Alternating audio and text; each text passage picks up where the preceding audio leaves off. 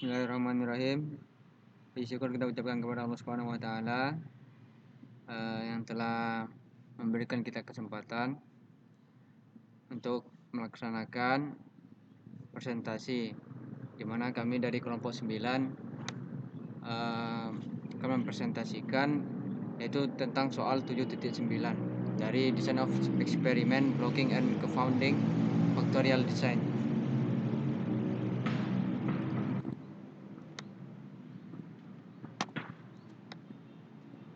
Oke, kami dari kelompok 9 yang diketuai oleh Saudara Agri Valindo dan Wakil Ketua Syariful Ihsan. Selanjutnya Sekretaris yaitu Saudari Dinda Gabriela Melchan. Kemudian anggota Fidel Castro dan Anggiat Siotang. Baiklah, untuk penjelasan pertama akan coba disampaikan oleh Saudara Anggiat Siotang. Baiklah, untuk semuanya, saya akan coba menjelaskan bagian pendahuluan. Saya akan coba bacakan. Pertama, desain faktorial digunakan secara luas dalam percobaan yang melibatkan beberapa faktor, di mana di dalamnya penting dikaji efek bersama dari faktor-faktor tersebut terhadap respon. Berikutnya, salah satu desain faktorial yang penting karena sering digunakan dalam penelitian adalah percobaan menggunakan sebanyak faktor atau simbolnya K, yang masing-masing memiliki dua taraf atau level. Nah, pada levelnya ini berupa kuantitatif seperti temperatur, tekanan, waktu, maupun kualitatif seperti dua mesin, dua operator, dan lain-lain. Nah, jadi untuk penjelasan desain dua faktor ini, saya akan coba jelasin. Pengulangan lengkap dari desain tersebut membutuhkan artinya 2 kali 2 kali 2 sebanyak berapa faktor.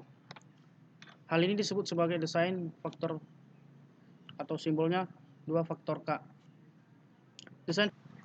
Desain faktorial secara khusus berguna dalam tahapan awal suatu eksperimen ketika terdapat banyak faktor yang harus diinvestigasi. Desain ini juga memberikan banyak pengujian terkecil dengan faktor yang dapat dikaji dalam desain faktorial lengkap. Nah, contohnya 2/5. Artinya suatu percobaan memiliki 2 level dan memiliki 5 faktor. Nah, saya akan berikan sebuah contoh suatu investigasi terhadap yield atau proses di pabrik oli chemical yang berpengaruh beberapa faktor. Yang pertama faktor konsentrasi reaktan, yaitu bagian A yang memiliki 2%, yaitu 15% dan 25%. Nah, untuk B, katalis memiliki 2 bagian juga, 2 pon dan 1 pon. Nah, untuk C itu temperatur memiliki 2 bagian juga, 100 derajat Celcius dan 110 derajat Celcius. Dan untuk D itu bagian tekanan, memiliki 2 bagian juga, 2 bar dan 7 bar.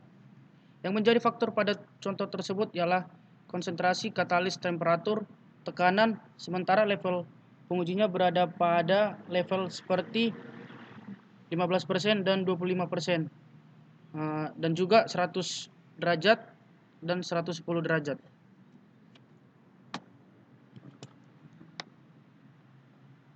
Nah, jadi untuk latar belakang percobaan ini bisa kita lihat pada soal 79, data dari desain 2/5 pada soal 626 perlu menjalankan desain dalam 4 blok dengan A, C, D, E, dan B, C, D, dan akibatnya A, B, E dikacaukan.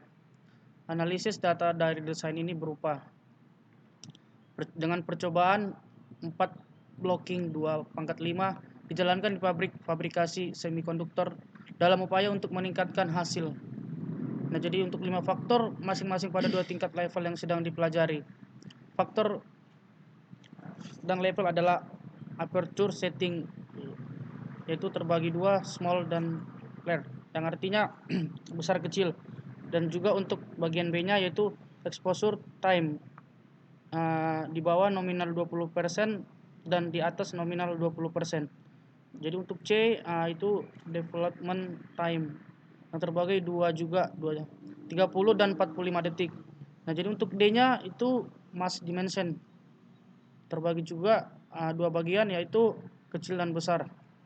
Dan untuk E-nya yaitu edge rate ada dua juga, 14,5 menit dan 15,5 menit.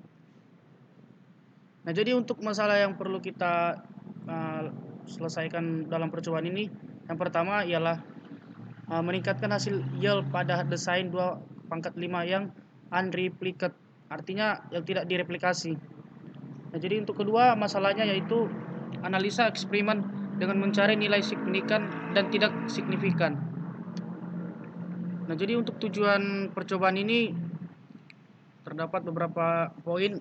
Yang pertama, untuk mengetahui efek yang paling besar dengan menggunakan plot probabilitas normal. Yang kedua, melakukan analisis varian untuk mengkonfirmasi efek yang paling besar dengan menggunakan plot probabilitas normal. Untuk yang ketiga, membuat model regresi yang menghubungkan hasil dengan variabel proses yang signifikan. Untuk yang keempat, untuk mengetahui plot residual apa plot yang memuaskan. Yang kelima, untuk mengetahui plot residual versus hasil yang diprediksi dan versus masing-masing dari 5 faktor. Dan untuk yang keenam, dapat menafsirkan setiap interaksi yang signifikan. Dan untuk yang ketujuh, dapat mengetahui mengenai kondisi operasi proses yang direkomendasikan. Dan untuk tujuan yang terakhir, dapat memproyeksikan desain 2 faktor 2 kali 5 dalam masalah ini menjadi 2 desain. Nah, jadi untuk data yang telah ditampilkan di sini itu diambil dari buku, di mana pada data tersebut sudah terdapat faktor dan level masing-masing. Seperti di bagian A itu ada dua bagian, small dan large, yang artinya besar kecil. Dan untuk di bagian 2 terdapat dua bagian persen, yaitu 19% dan 21%. Dan juga untuk di bagian C faktor 30 sekon dan 45 sekon. Dan untuk di bagian D itu terbagi juga dua, small dan large. Dan untuk di bagian E itu terbagi dua bagian juga, 14,5 dan 15,5 menit. Nah, untuk datanya yang pertama bisa kita lihat untuk yang satu itu yieldnya ada 7.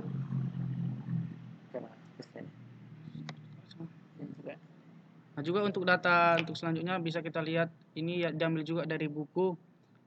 Ini juga udah memiliki faktor level. Bisa kita lihat untuk faktor levelnya di bagian kanan. Oke, terima kasih kepada saudara Giat. Selanjutnya akan dijelaskan oleh saudara Agrivalindo. Baiklah, berdasarkan contoh soal di buku Montgomery yang pada bab 7-nya 7.9 dan berhubungan dengan soal 6,26.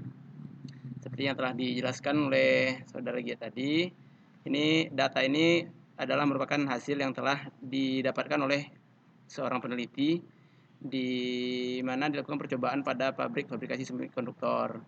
Jadi faktornya itu kan ada 5 tadi. Yang pertama A, aperture setting dilambangkan dengan A aja. Ini kita lambangkan biar enak kita menganalisisnya di data Minitab. Untuk B, exposure time. D dan C dan E. C itu adalah development time, D mass dimension, dan E adalah etching rate. Lalu untuk level percobaannya itu diujikan pada 2 karena kita pelajaran itu adalah 2 pangkat K gitu. Jadi dengan 5 faktor ini diujikan pada 2 level. Oke, ini untuk hipotesa, ini adalah H0 dan H1. Untuk H0 ini akan diterima jika A itu aperture setting baik pada level low dan pada level high itu hasilnya sama, itu tidak memberikan efek terhadap hasil percobaan. Itu pun dengan selanjutnya B, C, D, dan E. Nah, untuk H1 itu adalah hasil analisa yang kita inginkan. Karena kita menginginkan dari 5 faktor yang kita ujikan itu memberikan efek terhadap hasilnya. H0 itu ditolak jika p-value dari percobaan itu lebih kecil dari alfa. Alfa itu bisa kita ujikan pada 5% ataupun 1%.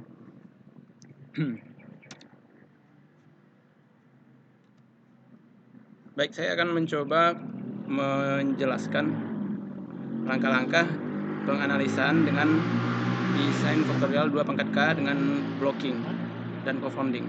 Pertama, pada menu bar Minitab itu kita ambil menu start atau statistik dengan DOA, Design of Experiment. Lalu kita pilih factorial dan create factorial design. Nah, untuk kotak dialog create factorial design ini, untuk type of design itu kita ambil default generator, di mana dia ada pada 2 level faktorial. Nah, dengan default generator ini, dia faktor yang bisa kita analisa itu adalah 2 sampai 15 faktor. Nah, selanjutnya untuk option number of factor, kita pilih 5 karena dalam percobaan kita di soal disuruh 2 pangkat 5 menganalisa 5 faktor dengan 2 levelnya. Nah, ini ada sampai 15 faktor sesuai dengan yang ditampilkan pada type of design ini. Karena type of design untuk default generator itu rank faktor yang bisa dianalisisnya ada 2 sampai 15 faktor. Oke, kita ambil 5. Selanjutnya untuk design ini kita pilih full faktorialnya. Karena ada dia 2 pangkat 5 berarti 2 kali 2 kali 2 kali 2 kali 2 sehingga dia run-nya itu menjadi 32. Untuk number of center point per block kita pilih 0 aja. Number of replicate for corner point kita pilih 1. Jika kita pilih 2, dia datanya akan direplikasi menjadi 2. Jadi 2 dikali 32 jadi run-nya adalah sekitar 64. Tapi kita pilih 1 aja agar datanya tidak direplikasi. Selanjutnya number of block kita ambil blok karena di soal kita disuruh memblocking sebanyak 4 dari 32 run. Untuk option factor kita pilih A. Nanti ini yang A tadi adalah aperture setting. Aperture setting ini yang ditampilkan dalam soal dia berupa teks. Maka kita pilih teks ya. Jadi untuk levelnya pada level small dan large. Untuk B exposure time kita pilih type-nya adalah numeric. Numeric ini dia karena dia tadi di bawah 20% dan di atas 20% untuk yang high-nya. Kita ambil saja 19 sama 21%. Begitupun selanjutnya sampai etching rate. Pada menu option kita untuk randomize run ini kita hilangkan aja centangnya agar datanya nanti tersusun dengan rapi. Dan untuk result kita ambil summary table, alias table, dan design table. Oke. Nah, pada ini worksheet-nya, ini design of the summary ini ditampilkan bahwa pekerjaan yang kita lakukan dengan Minitab itu faktor yang dianalisanya ada sebanyak 5 dan run-nya itu ada 32 percobaan dan block ada 4. Ini alias structure-nya. Nah, kalau ini pada Minitab-nya dia melakukan blok generator A, B, C dan CDE. Sementara pada soal tadi kita disuruh memblok yang ini A, B, D, E dan B, C, D sebagai blocking ya. Nah, ini yang alias structure ini, yang 32 run ini, inilah 32 percobaan yang divariasikan dalam tiap percobaannya.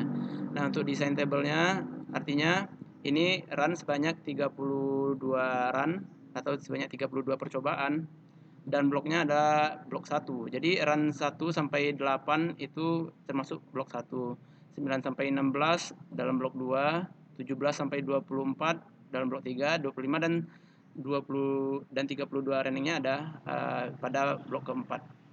Nah, untuk blok 1 ini semuanya diujikan pada level yang minus. Untuk A berarti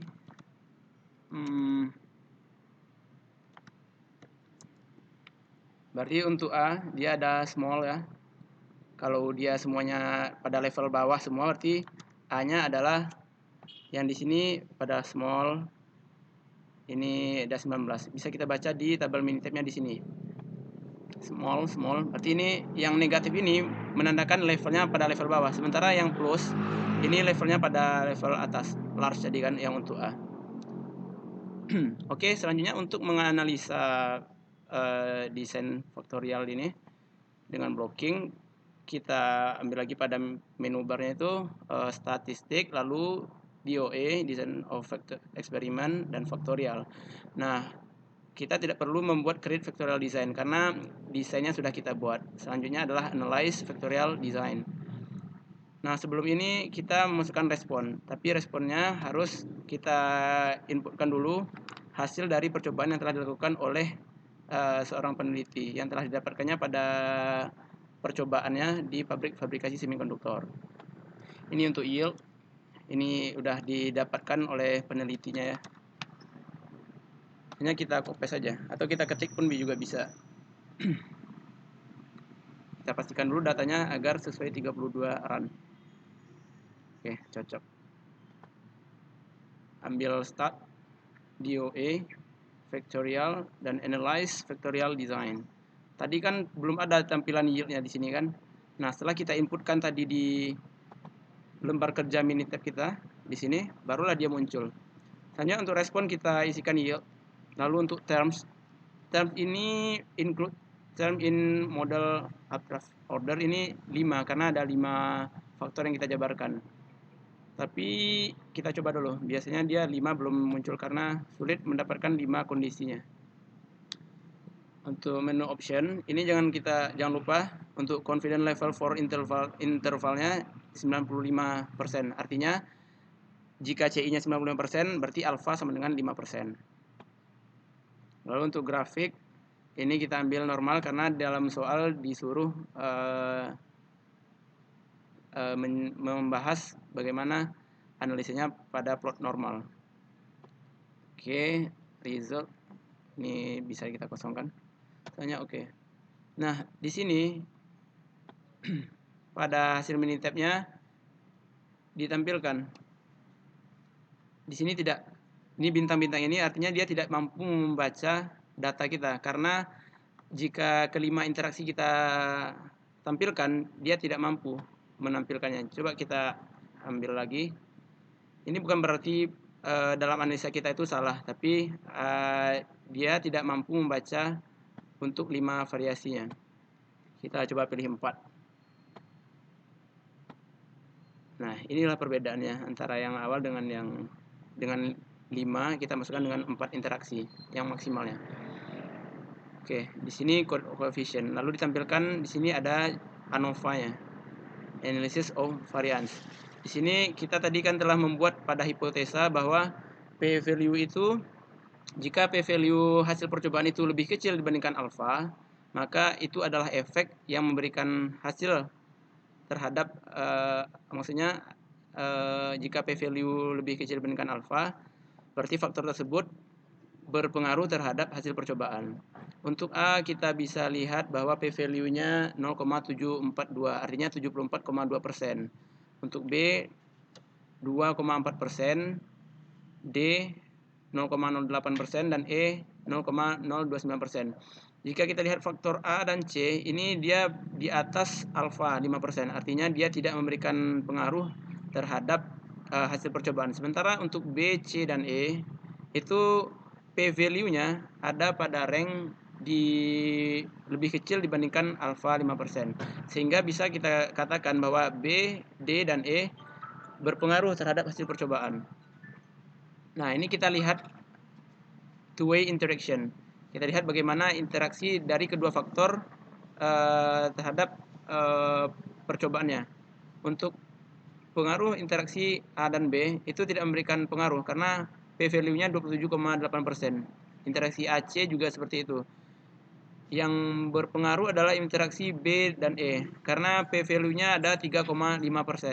Berarti dapat kita katakan bahwa interaksi B dan interaksi B dan D adalah interaksi yang berefek atau memberikan pengaruh terhadap hasil percobaannya. Nah, untuk 3 interaksi semuanya dia di atas alfa. P-value-nya lebih besar dibandingkan alfa. Artinya tidak ada interaksi yang saling berkait berkelindan dalam mempengaruhi efeknya. Begitupun dengan 4 interaksi. Nah, ini adalah persamaan regresi dari kode unitnya. Lalu alias structure seperti ini ya. Ini bloknya yang dihasilkan dalam Minitab. Sebenarnya ini adalah probabilitas normal, mungkin nanti bisa dijelaskan oleh kawan saya Fidel. Ini ada, jika kita lihat secara kasar bahwa yang ini jika dinamakan dengan titik dia tidak signifikan, kalau dia dinamakan dengan persegi adalah signifikan. Sementara D, B, dan E adalah faktor yang signifikan dalam mempengaruhi yield kita. Dan interaksi yang memberikan efek adalah interaksi BD.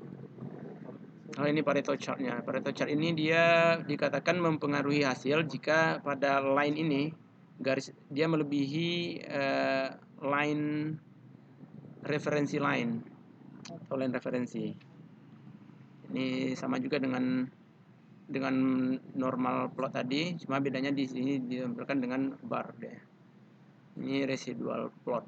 Nah, selanjutnya pada soal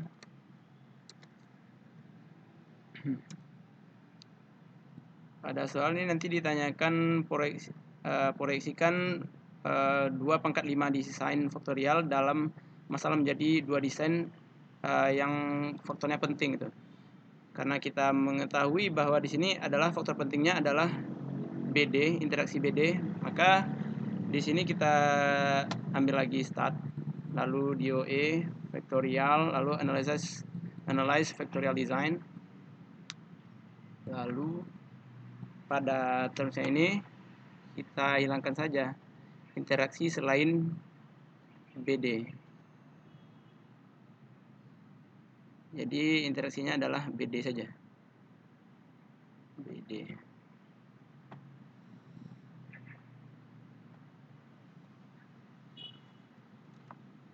Selanjutnya pada soal juga diminta bagaimana interaksi yang signifikan. Jadi soalnya tolong tafsirkan setiap interaksi yang signifikan. Kita tinggal ambil start lagi, DOE, lalu faktorial, dan ambil factorial plot.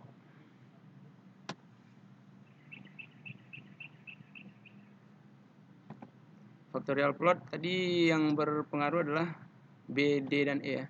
Berarti kita ambil saja. Atau kita tampilkan semuanya agar kita analisa juga boleh.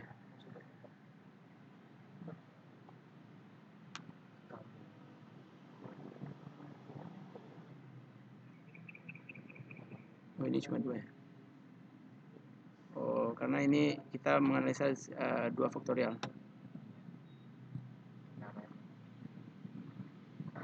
Kita ambil yang ini ya.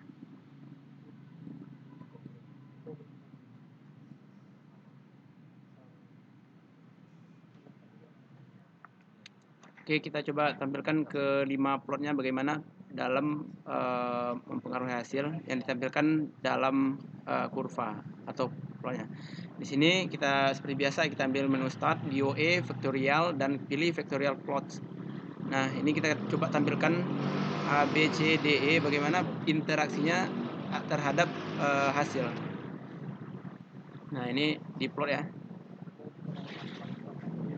Di sini kita tidak susah-susah membaca tabel ANOVA-nya, cukup kita tampilkan dalam main effect plot for yield. Nah, untuk small large, untuk yang A tadi, jika dia lurus, berarti dia tidak memberikan efek terhadap hasil. Sementara jika garisnya melintang ini berarti memberikan hasilnya. Jika semakin tajam kurvanya, itu semakin berefek terhadap yieldnya.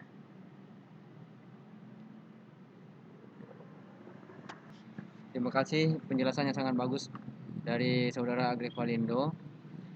Selanjutnya untuk penjelasan analisa dari data-data yang telah dijelaskan oleh saudara Agri tadi akan dijelaskan oleh saudara Fidel.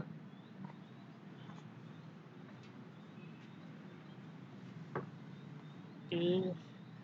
analisis. Buatlah seperti pertanyaan di atas, buatlah plot probabilitas normal dari perkiraan efek mana yang tampak besar. Plot ini merupakan standar efek versus persen. Informasi plot ini memberikan berbagai macam informasi. Jika titik biru, maka efek tidak signifikan. Sedangkan bujur sangkar menandakan bahwa variasi tersebut efeknya signifikan. Pada plot diinformasikan bahwa ada 3 efek yang signifikan dan ada 2 efek yang saling berinteraksi dalam mempengaruhi percobaan. Adapun faktor tersebut ialah B, D, dan E, dan variasi yang berinteraksi ialah BD. Berdasarkan plot probabilitas tersebut, disimpulkan bahwa max dimension memiliki efek yang paling besar di antara efek yang lain.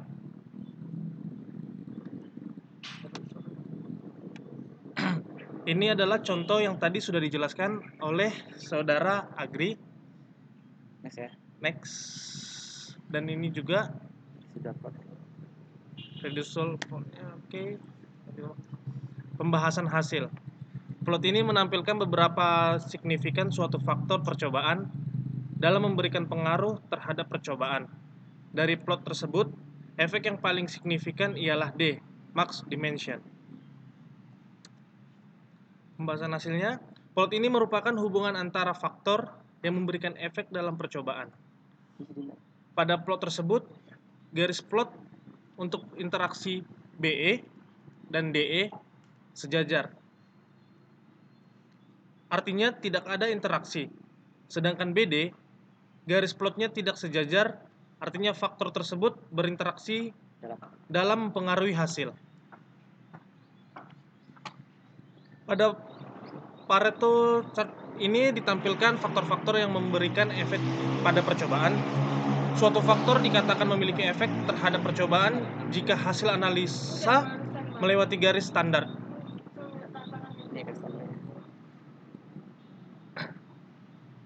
Dalam percobaan ini diperoleh garis standar 12,71.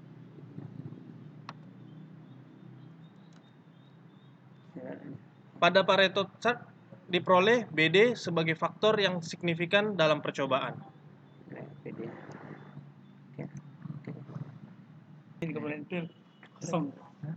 Terima kasih kepada saudara Fidel yang telah memaparkan kepada kita. Selanjutnya untuk kesimpulannya akan dijelaskan oleh saudari Dinda.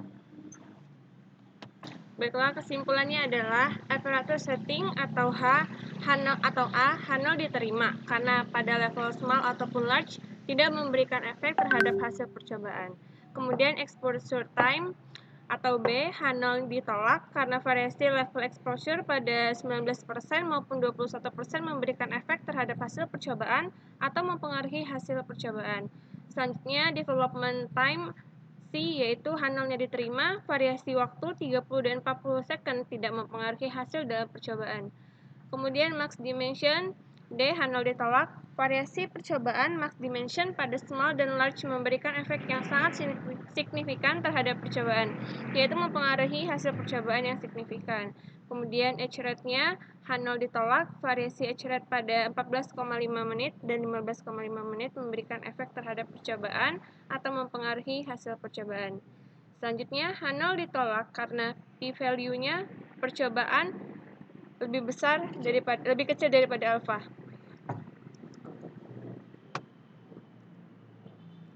Berdasarkan percobaan yang telah dilakukan terhadap yield di pabrik fabrikasi semikonduktor, dapat disimpulkan bahwa 3 efek yang signifikan dan 2 efek yang saling berinteraksi dalam mempengaruhi percobaan. Adapun faktor tersebut ialah D atau mass dimension, B exposure time, dan E achieving rate. Dan faktor yang saling berinteraksi dalam mempengaruhi hasil ialah hasil faktor B dan D. Dari ketiga faktor yang mempengaruhi hasil B, D, dan E, mass dimension merupakan faktor yang memiliki efek yang paling besar di antara efek yang lainnya. Sudah. Oke, terima kasih kepada saudari Dinda. Itulah hasil dari presentasi kami dari kelompok 9. Saya Syariful Ihsan sebagai moderator mengucapkan terima kasih. Assalamualaikum warahmatullahi wabarakatuh.